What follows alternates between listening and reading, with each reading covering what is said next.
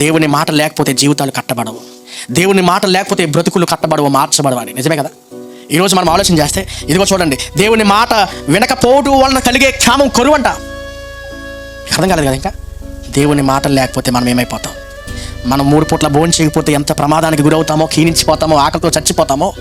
దేవుని మాటలు కనుక మన జీవితంలో మనకి దగ్గరికి రాకపోతే, మన బ్రతుకులు మార్చడానికి దేవుని వాక్యం లేకపోతే మనం ఏమైపోతాం చెప్పండి. ఇప్పుడు లోకమంతా కరువులో ఉంది. ఏంటో కరువు చెప్పండి? ఇప్పుడు దేవుని మాటలు లేక కరువు. అది మీరు అనుకోవచ్చు, అదేటండి ఎక్కడ చూసినా విరివిగా సువార్త ప్రకటింపబడుతుంది కదా.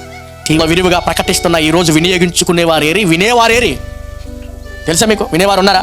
అందరూ తమ సొంత కార్యములనే చూచుకొనిచున్నారు కానీ మనం వినటానికి ఇష్టపడతామా? దైవ మాటలు చదవటానికి ఇష్టపడతామా? విన్నాయి ఆచరించడానికి ఇష్టపడతామా? చెప్పండి, ఇష్టపడం కదా. ఇష్టపడకపోతే గమనించుకోవాలి, మనం కరువులో ఉన్నామని. ఏంటో కరువు?